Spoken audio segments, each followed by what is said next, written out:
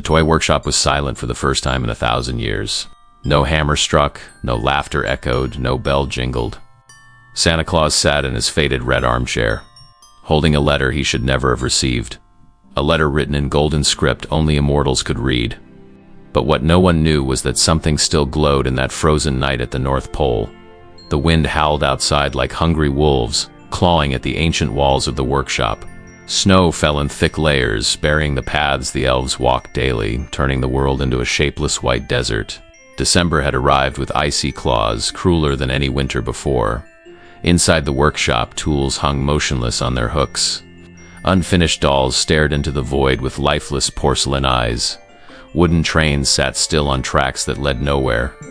The furnaces that melted chocolate for Christmas sweets were cold, their ovens dark like hungry mouths. The great fireplace crackled with weak flames, struggling against the cold seeping through every crack. The walls, once vibrant with murals of happy children, now looked faded under the dim light. Wreaths hung crookedly, as if they too felt the weight of that endless night. At the center of it all, Santa's work chair, where he had checked lists and overseen production for centuries, was covered in a thin layer of dust. Beside it, his favorite mug of hot chocolate had gone untouched for days, a film of ice forming over the forgotten liquid. The lights on the giant Christmas tree still blinked automatically, casting dancing shadows on the empty walls. Red, green, gold, the colors of Christmas still shone. But there was no one left to see them. Nicholas, for that was his name before he became legend, no longer resembled the joyful symbol the world knew. His white beard, once glossy as fresh snow, hung disheveled and dull.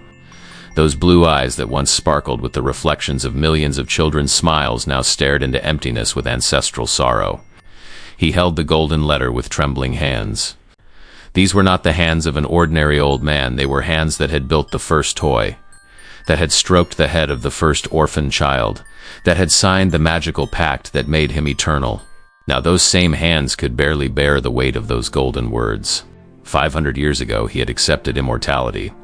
He had left behind his mortal life, his human family, everything he knew, to become the guardian of Christmas. It had been a choice made with joy, for he believed he would bring happiness to the world forever. But forever is a concept mortals never truly understand. The letter in his hands was from Martha, his immortal wife, Mrs. S. Claus, who had shared every Christmas with him for the past 3 centuries. Martha, who sewed every elf's hat, who baked every magical cookie, who kept the Christmas spirit alive even when he himself faltered. Martha, who now lay in eternal sleep in the icy garden behind the workshop, victim of a curse not even all the magic of Christmas could break. Nicholas lifted his eyes to the empty hallway leading to the rooms they once shared. He still heard voices in that corridor, her laughter echoing like silver bells, calling him to dinner, whispering secrets about the children's letters. He closed his eyes and let the memories flow like spring meltwater. Their first Christmas together as immortals came vividly to mind. Martha laughing as she tried to teach newly created elves how to wrap presents, her delicate hands turning ordinary paper into works of art. He remembered the night she discovered the secret of making magical snow that never melted on gifts, preserving the magic of the North Pole even in the hottest places on Earth. How her brown eyes had sparkled with pride when the first child in the Sahara opened a present covered in that impossible snow. There was Christmas 1823, when she convinced him to let Clement Clarke Moore write that poem. "The world needs to know you, Nicholas," she had said, kissing his forehead. "Not the man, but the hope you represent."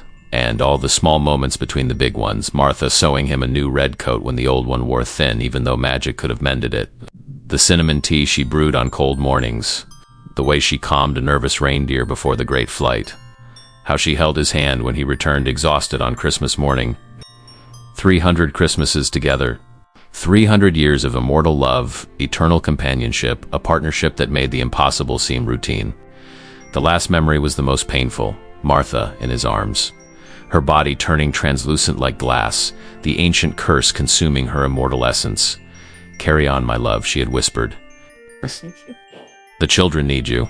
But how could he carry on when half his soul had departed with her? Nicholas opened his eyes. The silence of the workshop was deafening, but in that memory and that sharp and sweet pain, something called again, a distant sound, almost imperceptible, coming from the main entrance. It came again, 3 soft, hesitant knocks on the great oak door of the workshop. Nicholas frowned. The elves had left weeks ago, scattered to the 4 winds when he declared there would be no Christmas this year. The reindeer were in their stables, but even Rudolph respected his silent mourning. The knock sounded a third time, more insistent now. Nicholas rose slowly, his immortal bones protesting not from age but from the weight of sorrow. He walked down the main corridor, past abandoned workstations, past piles of unopened letters gathering in the corner. He stopped before the door. Outside, the wind howled its melancholy song. Who would be foolish enough to travel to the North Pole at the height of winter? What mortal could even find this place hidden beneath layers of magic? His hand rested on the forged iron doorknob, the same iron the first elves had shaped, engraved with runes of protection and welcome. He hesitated. Part of him wanted to ignore it, to return to his armchair and his grief. But something, perhaps the last trace of Christmas spirit in his heart, made him turn the knob. The door creaked open, the sound echoing through the empty workshop. Before him stood a child. No, not exactly a child. It was something between a child and light, between form and essence. Its edges shimmered like a candle flame, and its eyes held the glow of 1,000 auroras. It wore simple clothes that seemed woven from snowflakes and starlight. But who would knock at this hour in this form with a presence that made the air vibrate with ancient magic? Nicholas, the child being said, its voice sounding like distant bells and wind through pine trees. "May I come in?" Santa stepped back, allowing entry. The being glided more than walked, leaving footprints of light that faded seconds later. The air around it smelled of cinnamon, pine, and something older, the scent of the first snowfall upon the world. "Who are you?" Nicholas asked, his voice hoarse from disuse. The being smiled, a smile woven from both sorrow and joy. "I am a messenger. Some call me the spirit of Christmas past, others know me as Promise. But you, Nicholas, may simply call me Hope." "Hope," Nicholas repeated bitterly. Hope died with her. No, Hope shook its head, making the light flakes in its hair dance. Hope never dies. It sleeps sometimes. It hides. But it never truly dies. The being walked to the dying fireplace and extended a translucent hand. The flames responded, growing brighter and warmer. "Why are you here?" Nicholas asked. Hope turned, its aurora eyes meeting his. "Martha sent me." Her name struck Nicholas's heart like a dagger. Impossible. She's beyond the veil, yes. But love, Nicholas, is the only magic that transcends even death. Hope drew closer, each step making the Christmas tree lights shine brighter. "She left something for you. Something that can only be delivered tonight." What did she leave? Hope said only, "There is something that must be lit again. Not just the lights in this workshop, but the flame in your heart." Before Nicholas could respond, the great oak clock in the corner of the workshop, the one that had stopped weeks ago at the exact hour of Martha's passing, began to move. The hands slowly turned backward, as if time itself were rewinding. Then softly, it began to chime. Not the usual hourly chimes. It was a melody, a song Nicholas hadn't heard in decades. The first Noel, but played the way Martha used to hum while she worked, with little variations only she knew, extra notes that turned the traditional tune into something uniquely theirs. The tools on the walls began to vibrate gently, responding to the music. A hammer fell from its hook, striking the floor once with a sound that echoed like a heartbeat, then another, and another. Soon the entire workshop pulsed with a soft rhythm, as if the building itself were coming back to life. Hope smiled. She built more than memories in this place, Nicholas. She wove her essence into the very magic of Christmas. Every nail you hammered together, every toy you created, every laugh you share, it's all still here, waiting. Waiting for what? Waiting for you to remember that Christmas isn't about one person, even if that person is Santa Claus. It's about the love we keep giving, even when our hearts are broken. The wall clock continued to play that ancient, familiar, impossible song. Nicholas felt his legs give way. He leaned against the nearest wall, the wood warmed by Hope's presence vibrating beneath his palm. The music continued, each note a memory, each pause a moment shared with Martha. His rational mind, the part that had managed lists for billions of children, calculated impossible sky routes, kept the magic running for centuries, screamed that this was impossible. The dead don't send messengers. Broken clocks don't play songs. Hope doesn't take the form of a child of light, but his heart. His heart recognized the truth in every note of that melody. It recognized Martha's touch in every vibration coursing through the workshop. It was as if she were there, not in body, but in essence, telling him he wasn't alone, that he would never truly be alone. "I don't know if I can," he whispered, more to himself than to Hope. "Without her, Christmas feels empty. How can I bring joy to children when I can barely find a reason to get up?" Hope drew closer, placing a luminous hand over his. The touch was warm, comforting, familiar in a way Nicholas couldn't explain. Christmas has always been about finding light in the deepest darkness, Hope said softly. About believing when there's no reason to believe. About loving when love seems impossible. Nicholas looked at the twinkling lights of the tree, the vibrating tools, the clock singing with his beloved's voice. Could Christmas really return? Hope guided Nicholas through the workshop, each step revealing memories crystallized in the air like invisible ornaments. They stopped before the giant Christmas tree, its branches bending under the weight of 1,000 years of decorations. "Tell me about the last Christmas," Hope asked gently. Nicholas closed his eyes, the pain fresh as an open wound. Martha was weak. The curse had already taken hold. His voice faltered. She insisted on decorating the tree, said it would be our most beautiful Christmas. The memory materialized around them like golden mist. Martha, translucent as glass, her hands trembling as she hung each ornament with infinite care. Each piece told a story. Their first snowman, the star forged from the first magical snow, the bell that rang at their immortal wedding. "Nicholas," she had said, turning with a special ornament in her hands, a crystal heart pulsing with its own light. "Promise me you'll keep decorating. Promise you won't let the darkness win." But he hadn't promised. He'd only held her, feeling her fade in his arms like a winter morning. The ornament fell, shattering on the floor into 1,000 glittering fragments that still shimmered on the workshop floor. After she left, Nicholas continued, opening his eyes to the bleak present. "I took it all down. Every light, every decoration. I packed them all in boxes in the attic. I couldn't look at them without seeing her." He looked at the current tree, only half decorated, the work of the elves before they left, trying to maintain some normalcy. She swore never to decorate a tree again. It was our tradition, our moment. Without her, he shook his head. Without her, it's just a dead tree pretending to be alive. "You're angry," Hope observed, not as an accusation, but as a gentle fact.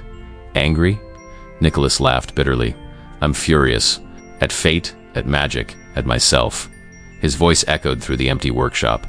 "I'm Santa Claus. I should have the power to protect those I love. What kind of magic brings joy to billions but can't save a single soul?" He punched the wall and the entire workshop trembled. Snowflakes fell from the ceiling like frozen tears. I should have noticed sooner. The signs were there, her exhaustion, the way her light dimmed. But I was too busy being Santa Claus, too busy saving everyone else's Christmas to see that my own was dying. Hope let him vent, his anger flowing like a dammed river finally breaking free. "And the worst part," Nicholas continued, his voice breaking, "is that she never complained. Never blamed me for putting the world before her. She just smiled and said she understood, that Christmas was bigger than the two of us." "Was she right?"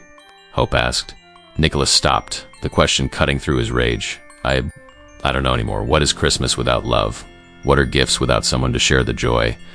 What is eternity alone?" But echoing in his mind were Hope's words. "There's something that must be lit. Something beyond anger, beyond pain.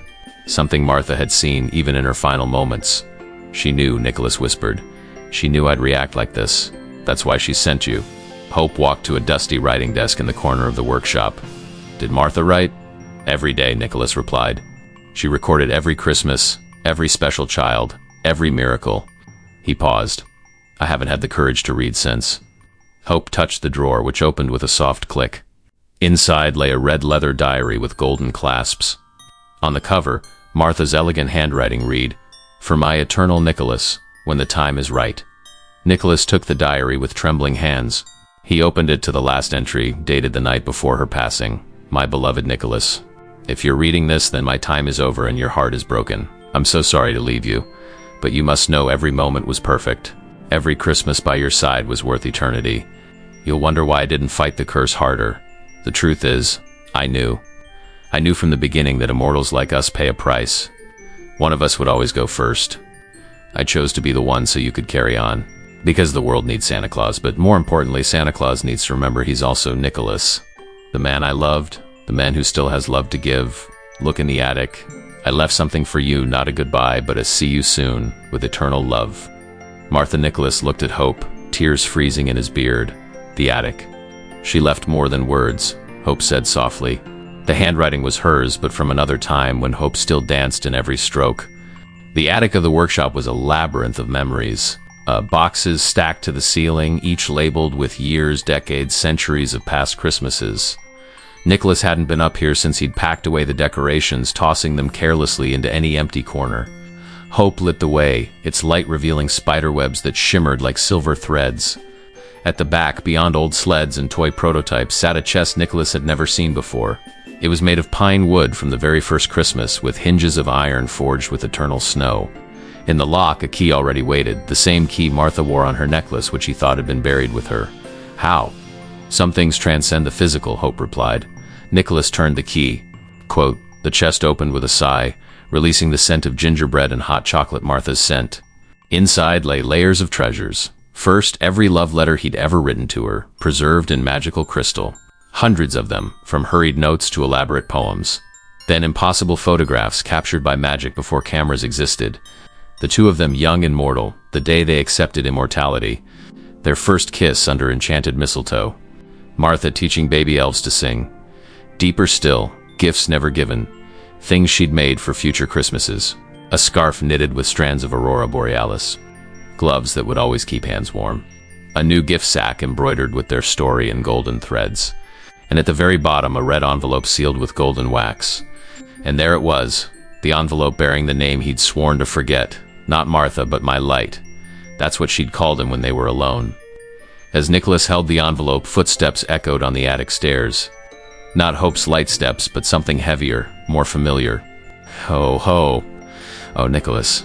He turned to find Christopher, his mortal brother from 1,000 years ago, now appearing as he did the last time Nicholas saw him, gray-haired, tired but kind, eyed with the same crooked smile that had always both annoyed and comforted him. Christopher. Nicholas's voice was a disbelieving whisper. You died 943 years ago. Yes, Christopher confirmed, his form flickering between solid and translucent. Yes. But tonight is special. The veils are thin, ancient promises are being fulfilled. Christopher stepped closer, studying his brother's face. You've aged well for someone eternally young, but I see the weight in your eyes. Martha told me. Martha, you saw her? She's in transition, neither here nor fully beyond. Waiting. Waiting for what? Christopher touched the envelope in Nicholas's hands. Waiting for you to make a choice. The same choice she made. I don't understand. You will. Christopher looked around the attic, his eyes landing on the boxed decorations. Remember when we were children? You always insisted on decorating the tree, even when we barely had food. You said beauty fed the soul as much as bread fed the body. That was so long ago. But the boy who believed that is still in there, Nicholas. Martha saw him. I see him. And the question is, can you still see him? Nicholas hadn't seen him since their last Christmas together, when Nicholas chose immortality and Christopher chose to remain mortal. Why didn't you come with me? Nicholas asked, the question he'd carried for centuries finally finding voice. When they offered me immortality, I begged you to accept it too. Christopher smiled sadly. And live forever? Watch everyone we love pass away while we remain? No, brother. I chose a complete life, birth, growth, love, loss, death, the natural cycle. But we could have stayed together. We are together now, aren't we? Christopher gestured around. Death isn't the end, Nicholas. Martha is discovering that. So she can come back? Not as she was. The curse transformed her. She's something new now. Either mortal nor immortal. Something. In between. Nicholas gripped the envelope. And this instructions? A spell? It's a choice, Hope interjected, its light pulsing softly. The same one offered to her. Christopher nodded. Christmas magic is powerful, Nicholas, but it has rules. Martha discovered one of them. An immortal can choose to transcend, to become part of Christmas itself. She would be present, but not physical. She'd be the guiding spirit, the voice in the wind, the warmth in the hearth. Did she choose that? Not completely yet. She's waiting for your answer. Nicholas began to open the envelope, but Christopher stayed his hand. Not yet. There's more to see, more to understand. Christopher, I need. But before he could finish, the lights flickered. Not just Hope's light, but every light in the attic, then the entire workshop. For a moment, everything plunged into total darkness. When the light returned, Christopher was gone. Nicholas descended from the attic alone. Hope had vanished with the lights. The envelope weighed in his pocket like a condensed star. The workshop seemed different now, the shadows deeper but also softer, as if the very air were in gentle mourning. He stopped before an old mirror in the hallway. The reflection staring back was a contradiction. The eternally youthful face of Santa Claus, but with eyes carrying the weight of 1,000 winters. Time is cruel to immortals, he said to his reflection. It gives us eternity but takes our moments. We can live forever but can't hold on to a single second. He touched the glass, remembering all the times Martha had appeared behind him in this same mirror, hugging him from behind, laughing at how he always jumped even though he knew she was coming.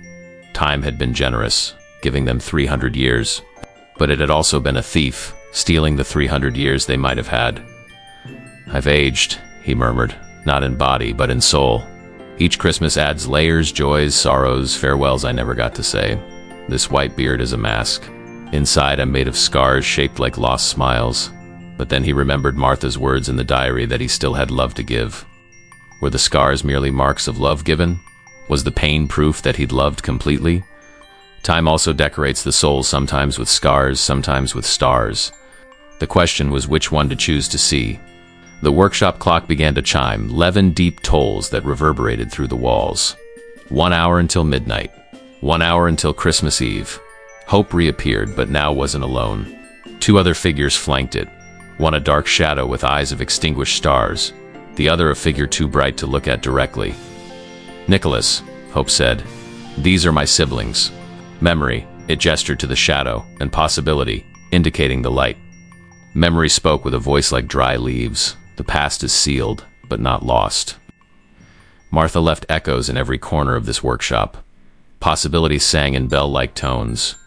The future branches at your choice. 2 paths, one dark but safe, the other bright but uncertain. What choice? Nicholas asked. The one in the envelope, all 3 said in unison. But first you must see. See what was, what is, and what can be. Memory extended a shadowy hand. Midnight approaches. That's when the veils are thinnest, when the impossible becomes possible. Will Martha be there? In a way, possibility replied. She now exists between seconds, in the spaces between breaths, in the moment between sleep and waking. Hope drew closer. The candles in the garden. You must light them all before midnight. Each flame is a bridge to where? To the moment of choice. To the Christmas that can be born from loss. Nicholas looked out the window. The garden where Martha lay was covered in snow, but now he could see circles of unlit candles surrounding her memorial. He said he'd return when the candles burned down. But first, they needed to be lit. Nicholas stepped into the garden, each footstep sinking into virgin snow. The cold didn't affect him, privilege of immortality, but tonight he felt every flake like a needle of longing. Martha's memorial stood at the garden center, not a gravestone, but a sculpture of eternal ice she'd begun years ago. For when the time came, it was a crystal tree. Each branch holding a frozen memory within moments of their life captured in impossible prisms. Around it, in concentric circles, hundreds of unlit candles waited. Red, green, gold, silver, each color representing a year together, each wick an unspoken promise. Nicholas knelt before the first candle. He had no matches, but as he touched the wick, he remembered Martha's first kiss. The candle instantly lit, its flame dancing in shades of pink and gold. The second candle lit with the memory of her laughter. The third, with the taste of her special hot chocolate. Each memory, a flame. Each flame, a bridge between worlds. As he worked, the workshop clock chimed 15 minutes to midnight. Time slipped like sand through spectral fingers. When half the candles were lit, the garden transformed. The flames cast dancing shadows, and within those shadows forms began to appear, not threatening but familiar. Past elves. Children who had believed with special strength. Everyone who had touched and been touched by Christmas magic. And then the music began, not from the clock this time, but from the air itself, as if the universe were singing an ancient lullaby. The music grew, and with it, voices. First whispers, then distinguishable words, floating through the candlelit garden. Santa, thank you for the teddy bear. Mom said you weren't real, but I knew. Nicholas, my friend, the sleigh is ready for another year. Mr. Claus, the cookies are ready. Voices of children, elves, reindeer, all who had shared the Christmas miracle. But woven through them like a golden thread, Martha's voice. Nicholas, my love, the magic isn't in the gifts. It's in the act of giving. In the moment a child believes. In the instant, the impossible becomes real. The voices seemed to come from the attic. Not exactly the attic, but from somewhere above, beyond, between. Nicholas looked up and saw the attic windows glowing with a different light. Not electric or candle light, but materialized memory light. He continued lighting candles faster now. 3/4 done, The garden seemed to pulse with its own life, snow-covered plants sprouting impossible ice flowers that sang with crystalline voices. "Come up," the voices harmonized. "Come up and see. Time is thin. Worlds are touching." Nicholas looked at Martha's memorial. The crystal tree now pulsed with inner light, each frozen memory in its branches shining like a miniature star. "I'll return," he promised the sculpture. "As soon as I understand." The voices came from the attic, calling him upward, inward, beyond. In the attic, the air vibrated with impossible electricity. The decoration boxes had opened on their own, ornaments floating gently like planets in delicate orbits. And in the center, where there had been emptiness, now stood condensed light in almost human form. Nicholas. Her voice stopped his heart, which technically didn't need to beat. Martha was there, not as a ghost, not as a memory, but as something in between. Her body was made of candlelight and bell sounds. Her eyes captured stars. Her smile was Christmas incarnate. "Martha?" His voice broke like a boy's. "Yes and no," she replied, her form shimmering. "I am what she left behind. What she is becoming. I am the moment between." She or her essence floated closer. Nicholas could feel warmth, not physical but spiritual. It smelled of cinnamon and pine, hot chocolate and fresh snow, of every Christmas they'd ever shared. "Did you read the envelope?" "Not yet, I was afraid." "Afraid of what, my love?" "That it's a final goodbye." Martha Light laughed, and the sound was 1,000 sleigh bells. "Oh, Nicholas, there's no goodbye between us. Only transformation." She extended a hand of light. He hesitated, then touched it. In that instant, the attic disappeared. They were at their first Christmas as immortals, young and awestruck, then their 50th dancing among enchanted snowflakes, their 100th building toys with newborn elves, their 200th saving Christmas from a temporal storm. He was there, younger than ever, older than always, eternal in every moment. "Do you miss me?" Martha Light asked as the visions dissolved, leaving them again in the transformed attic. "Every second," Nicholas replied. "It's like breathing without air, flying without sky. I miss you too. Even like this," she gestured to her impossible form. "But I've discovered something, Nicholas. Death for immortals isn't an end. It's a change of state. Like water turning to vapor. I'm still water, just different. Are you suffering? No, I'm expanded. I see all Christmases, past, present, future. I see every child who ever believed, everyone who will. And I see you, my love, in every moment." Nicholas felt tears. "Then why the curse? Why did you have to leave?" "Because," she said softly, "even immortals need to grow. You became Santa Claus. I became something more. The maternal spirit of Christmas, perhaps. The force that whispers to mothers to hold tighter, to fathers to believe in miracles. Do you still hear me? Always. In every ho-ho-ho, in every ringing bell, in every child waking on Christmas morning. I hear you. And the envelope, it's your choice. You can remain as you are, the physical Santa Claus, delivering gifts, keeping tradition, or you can join me in this new form. We'd be architects of Christmas, not delivering presents, but creating the very essence of Christmas joy. Together, but different. And the children, there will always be a Santa Claus. Magic would choose another, just as it chose you." Nicholas looked at his hands, solid, real, capable of holding and building. Then he looked at Martha Light, essence, pure eternity. "Do you still love me? Always. In every form. In every world." Martha Light floated to a specific box in the corner. "Before you decide, there's something I forgot to give you. Our last Christmas. I was too weak, I couldn't." The box opened on its own, revealing an object wrapped in paper that shimmered with its own stars. Nicholas took it carefully. It had weight, substance, reality. He unwrapped it slowly. Inside was a snow globe, but not an ordinary one. Inside the globe, in perfect miniature, was their workshop. But not empty as it was now, alive, vibrant, with elves working, reindeer flying, and at the center, 2 figures, him and Martha, dancing eternally, together forever. "Shake it," she whispered. He shook it. The snow inside didn't fall. It rose, transforming into stars, auroras, silent fireworks. And then he saw, it wasn't just a memory. It was a window. Each flake showed a different moment, possible futures. Alternate pasts, parallel presents where they made different choices. In one, he joined her in the light. In another, he continued alone but found new joy. Yet another, something impossible, she returned, different but solid. All paths exist, Martha explained. The envelope isn't about choosing one future. It's about choosing which future you want to make real. Nicholas held the globe to his chest. Inside the box, a note in her handwriting for next Christmas, whatever it may be. How did you know? Because I know you, my love. I know you'd choose love. Always love. The only question is, what form will that love take? The weight of it, all the loss, the revelation, the impossible choice, crashed over Nicholas like an avalanche. His knees gave way. The snow globe slipped from his hands, but instead of breaking, it floated gently to the floor, still showing his 1,000 futures. I can't, he cried, his voice echoing across dimensions. I can't choose. Any choice means losing something. He fell to his knees, clutching the empty box like the last solid piece of reality. Sobs shook his immortal body, not a man's tears, but a myth discovering even myths can break. Martha Light descended, wrapping him in an embrace of warmth and light. She, my love. It's okay to break. It's okay not to know. 300 years, he wept. 300 years, and it was never enough. It will never be enough. If I stay, I spend eternity without you. If I go, I abandon the children. If you return different, you won't be the same. There's no victory here, Martha. Only different forms of loss. Or, she whispered, her voice like summer breeze. Different forms of love. Hope, memory, and possibility appeared around them, forming an ancient circle of power.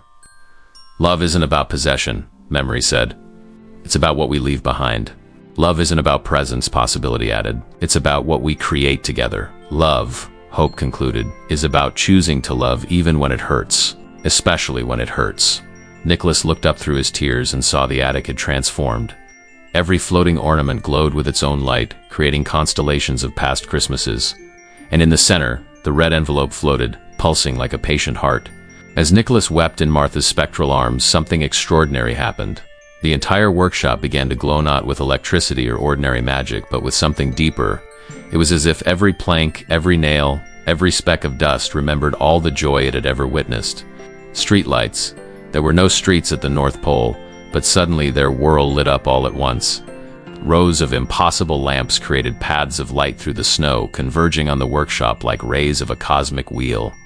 The scattered elves saw the light from wherever they were hiding. Rudolph in the stable lifted his head, his nose responding with its own glow. All over the world, sleeping children stirred in their dreams, sensing without knowing that something important was happening. Look, Martha whispered. Nicholas raised his eyes through the attic window. He saw the impossible, the aurora borealis descending from the sky, not dancing distantly but touching the workshop, wrapping it in curtains of green, pink, and gold light. Christmas is responding, Hope said. Not to you, Nicholas, not to Martha, but to your love. The love that built this place, that kept the magic alive for centuries. The red envelope floated closer, now glowing with the same aurora light. It's time, possibility sang. Make your choice, memory whispered. Or let love choose for you. Martha smiled. The streetlights all blazed at once, calling everyone home. Nicholas took the envelope. The moment his fingers touched the paper, everything fell silent. Not the empty silence of before, but a silence pregnant with possibility, like the moment between a song's last note and the applause. He broke the seal. Inside were no words, but a small round mirror. When he looked into it, he didn't see his reflection, but Martha, the real, solid Martha as she was. And behind her himself, but different, not necessarily younger or older, but complete. I understand now, he said softly. The mirror showed the truth. Their love had never been about physical form. It was about choice, about continuing to choose each other through every transformation. What's your decision?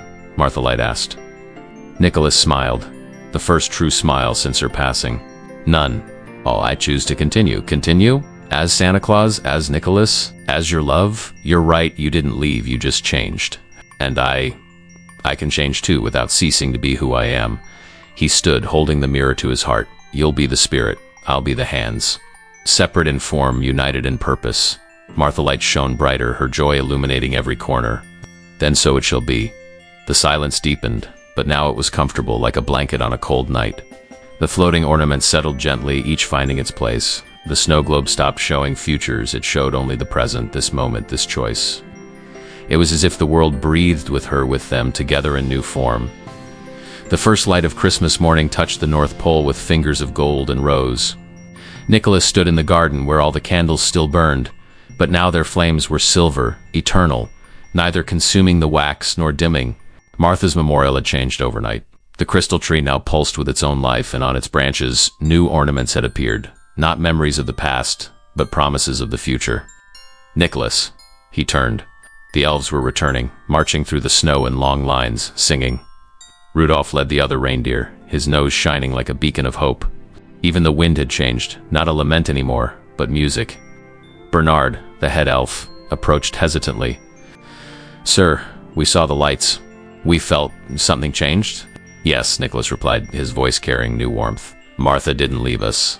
She became part of Christmas itself. And we have work to do, but sir, it's Christmas morning. Too late for..."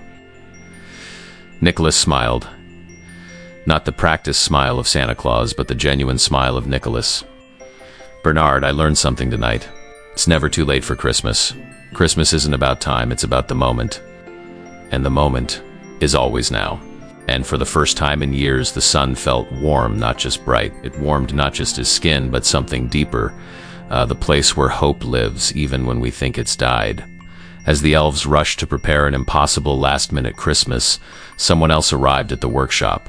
Quote, "It was Krampus, the ancient shadow of Christmas, the one who punishes where Nicholas's rewards, the necessary balance they'd avoided for centuries." "Brother," Krampus said, his voice like gravel and snow. Nicholas froze. It was Krampus who had cast the curse on Martha. Punishment for interfering in his dark work, saving a child he deemed irredeemably wicked. "Come to gloat?" Nicholas asked, the old fire returning to his eyes. "I came to explain." Krampus removed his hood, revealing a face that was Nicholas's distorted mirror. Where there was kindness, there was judgment. Where there was joy, there was necessary sorrow. The curse. It wasn't meant to kill her. It was meant to transform her, as it transformed you 1,000 years ago. As it transformed me before that, what? Martha was mortal when you met her, wasn't she? You shared your immortality with her, but it was incomplete. She was caught between worlds. The curse freed her. Nicholas felt his anger evaporate, replaced by something more complex. You helped her? I pushed her to the next stage. As someone once pushed you, as you'll push another when the time comes. Krampus extended a dark, twisted hand. "Forgive me, brother." Nicholas looked at the hand, thought of Marthalite, of transformation, of how even pain can be a gift in disguise. He simply opened his arms, embracing the shadow of himself. Krampus returned the embrace, and for a moment light and darkness merged. When Nicholas and Krampus separated, something extraordinary happened. A bridge of light formed between them, not erasing their differences, but honoring them. Where their hands had touched, golden and black snowflakes fell together, creating a pattern perfect precisely because of its contrast. "Christmas needs both of you," Marthalite appeared between them, her form now more solid, more present. "Light without shadow is blinding. Shadow without light is empty. We've always been two sides of the same magical coin." Krampus nodded. "That's why I came, not just to ask forgiveness, but to offer help. There are children who need presents tonight. Millions of them. And you've lost precious time." Nicholas looked to the sky. The sun was already high. Technically impossible to complete the journey now. But then he remembered. Christmas wasn't about time. It was about the moment. "Bernard," he called. "Gather everyone. We have a Christmas to save." The elves ran, tools flying to their hands. Furnaces roared to joyful life. Sewing machines began to hum. And at the center of it all, Nicholas and Krampus worked side by side, one wrapping presents with golden boughs, the other engraving lessons onto willow branches. Light and shadow, working together for the first time in 1,000 years. Marthalite floated above them, and Nicholas could feel she was smiling. Not just with joy, but with pride. He'd learned the final lesson: to forgive isn't to forget. It's to transform pain into something new. The sleigh was being prepared, but something was different. The reindeer refused to be harnessed in the usual way. "What's wrong?" Nicholas asked Rudolph, stroking his muzzle. The oldest reindeer, Donner, stamped his hoof 3 times on the snow. The other animals formed a circle, and in the center, the snow began to glow, forming words in luminous ice. "New journey, new path. Martha flies with us." Nicholas understood. Marthalite approached the sleigh, and as she touched it, the vehicle transformed. The redwood gained silver veins of light. The runners became translucent like glass, yet strong as diamond. And along each side, inscriptions appeared, stories of all the Christmases they'd shared.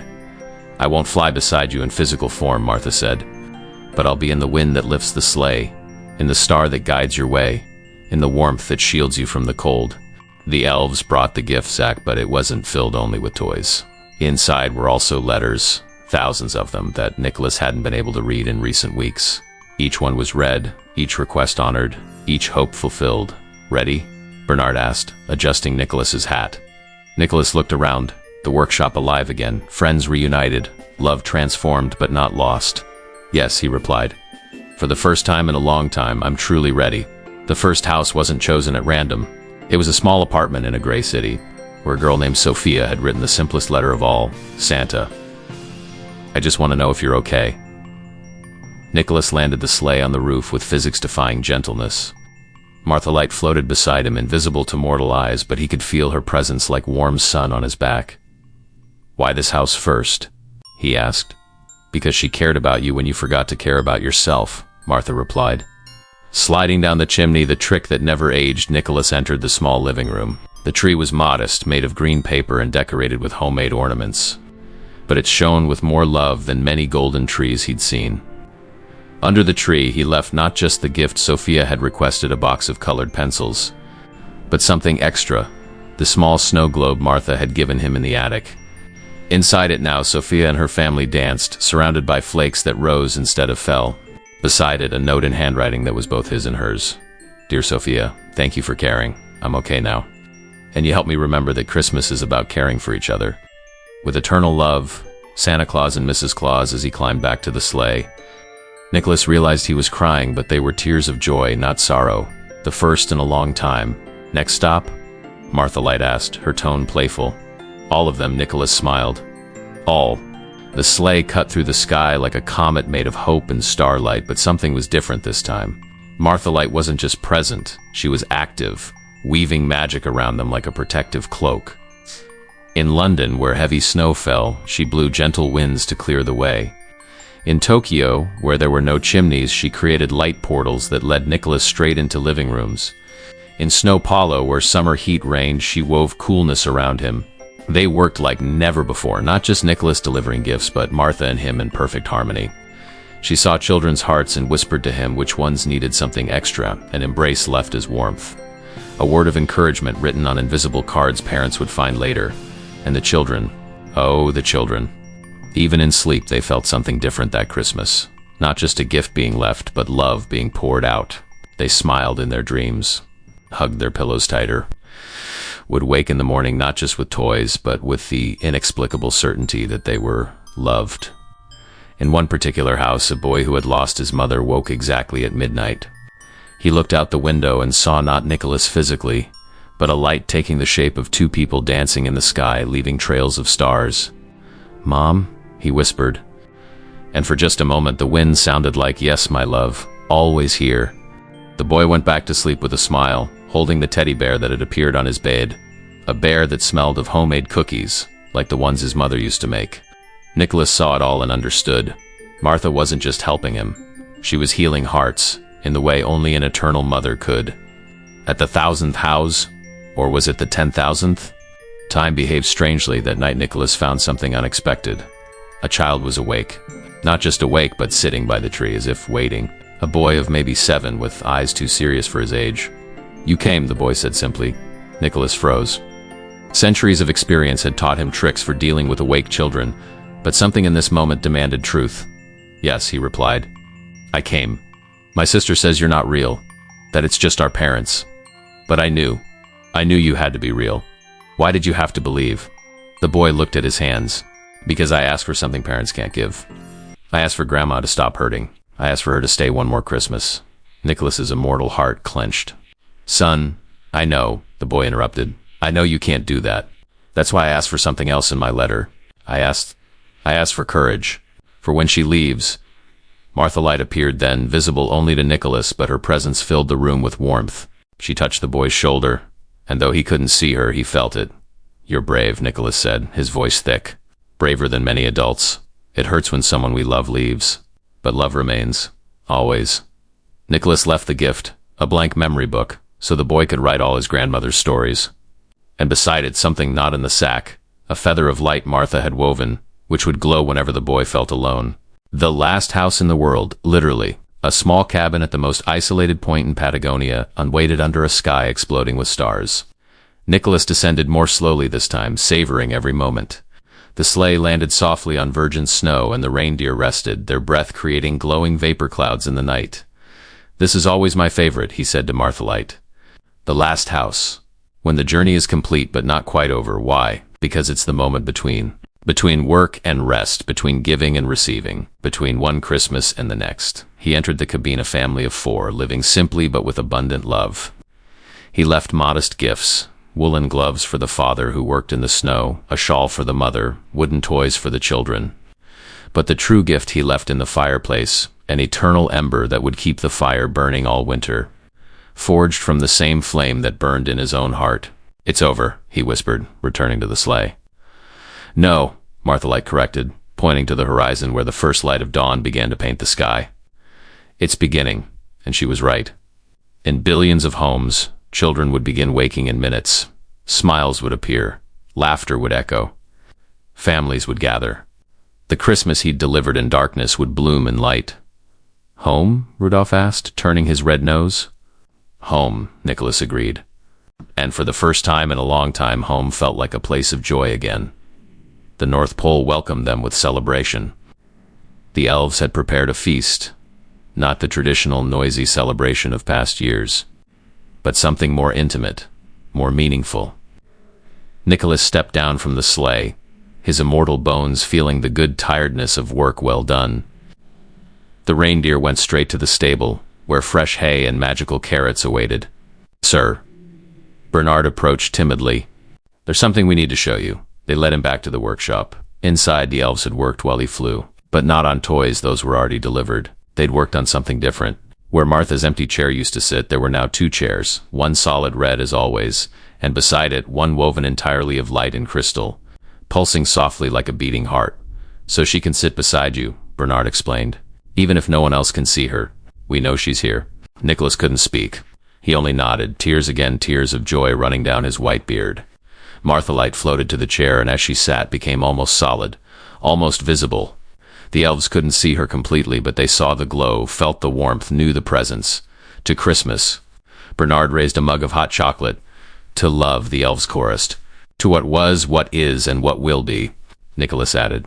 And Martha Light, in her crystal chair, shone brighter than ever, her way of saying she agreed, that she was happy, that they would continue together in ways not even death could separate. The celebration began, soft and sweet as December's first snow. Later, when the elves had gone to sleep and even Rudolph snored softly in the stable, Nicholas and Martha Light sat together in their chairs, one solid, one translucent, before the fireplace that now burned with vibrant flames. "I missed you every second of this journey," Nicholas said. "But I also felt you present in every moment. How is that possible?" "Because true love doesn't occupy space," Martha replied, her voice like a distant melody. "It creates space. It expands. It transforms absence into a different kind of presence. Are you happy? Like this?" She considered the question. "Happiness isn't quite the right word. I'm complete. I can see every child we've helped, every smile we've created. I can be in 1,000 places at once, whispering courage to tired mothers, inspiring fathers to hug tighter. But do you miss this?" He gestured to the physical workshop, to his own solid body. "Every day, every hour." Her form flickered, becoming more defined for a moment. "I miss holding your hand, feeling your embrace, sharing hot chocolate from a real mug." "Then why did you choose this?" "Because," she said softly, "someone needed to. Someone needed to become the heart of Christmas while you were the hands. Someone needed to be the voice that whispers when you can't be there. And you don't regret it?" "Regret implies I'd choose differently, and I wouldn't. I'd do it all again, exactly as it was, because it led me to this moment. To you, here, understanding that love doesn't end, it only evolves." Nicholas reached out his hand. Martha Light extended hers. When they touched, sparks of light danced between them, not quite physical, not quite spiritual, but something wonderfully in between. "So," Nicholas smiled, "to next Christmas?" "To the next 1,000 Christmases," Martha replied. And in the fireplace the flames danced their approval. The sun of December 25th rose over the North Pole in golden glory. Nicholas stood in the garden where the candles still burned with eternal silver flames, surrounding Martha's transformed memorial. But now he didn't see the memorial as a tomb. He saw it as a portal, window between worlds, between forms of existence, between what was and what could be. The ice flowers that had bloomed during the night sang softly in the breeze. The sound was like a child's laughter mixed with distant bells. Martha had left her mark on every petal, every crystal. "Merry Christmas, my love," Nicholas said to the air, to the light, to the very essence of the place. "Merry Christmas, my light," Martha's voice replied, not in words the ears could catch, but in a feeling the heart recognized. He returned to the workshop where movement had already begun. The elves were starting post-Christmas work counting delivered gifts, reading thank you letters that would arrive in the coming days, beginning preparations for next year. Bernard met him at the door. "Sir, the children, they're writing. Millions of thank yous are already arriving. They say this was the most magical Christmas ever." "It was," Nicholas agreed, "because it was the first Christmas born from grief transformed into love, from an ending transformed into a beginning." He looked around, the workshop alive, the elves working, magic pulsing in every plank and tool. Martha was right. Christmas wasn't about one person. It was about what that person chose to do with love, especially when that love hurt. "Sir?" Bernard asked. "What will we do differently next year?" Nicholas smiled. "Everything and nothing will continue." A year passed. 365 days of learning, growth, transformation. The workshop thrived like never before. Nicholas had learned to work with Martha Light in new ways. She inspired designs. He built them. She listened to children's dreams. He made them real. And slowly others began to feel her presence. The elves saw guiding light flares leading them to the right tools. The reindeer felt invisible caresses on difficult days. Even occasional visitors, tooth fairies, Easter bunnies. Other tradition keepers commented that the North Pole now held a new magic, deeper, more maternal. On the eve of this new Christmas, Nicholas stood again in his garden, surrounded by lit candles. But this time he wasn't physically alone. Bernard, Rudolph, and other friends formed a circle around him. "To the love that transforms," Bernard said. "To the loss that teaches," Rudolph added. "To the hope that never dies," the elves sang in chorus. And Nicholas, looking at the crystal tree now blooming with new memories alongside the old, said, "To Martha, who taught me that an ending can be a beginning, that absence can be presence, and that true love is the only magic that truly transcends everything." Martha Light appeared then, brighter than ever, wrapping them all in a pure embrace of warmth. "Don't mourn those who transform," she whispered for all who could hear. "Celebrate, because transformation is just another word for continuous love." And in that frozen garden at the North Pole, under stars that had witnessed 1,000 Christmases, love proved once again to be stronger than death, more enduring than time, more real than any magic. Do you believe in the magic of Christmas? This is the story of how Santa Claus discovered that true Christmas isn't in the gifts, but in the love we keep giving even when our hearts are broken. If this story touched your heart, don't forget to like this video. Every like helps me bring more magical stories. Share with someone who needs to believe in miracles this Christmas. Leave a comment. Tell me which part of the story moved you the most. Subscribe to the channel and hit the bell so you don't miss any story. This is the first video here at Magic Hearth Stories, but many more magical tallies are coming. Share it in your stories and tag someone who loves Christmas tallies. Let's spread this magic together. Merry Christmas to you all. May love transform your endings into new beginnings, just as it transformed Santa Claus's heart. Until the next story. Ho, ho, ho.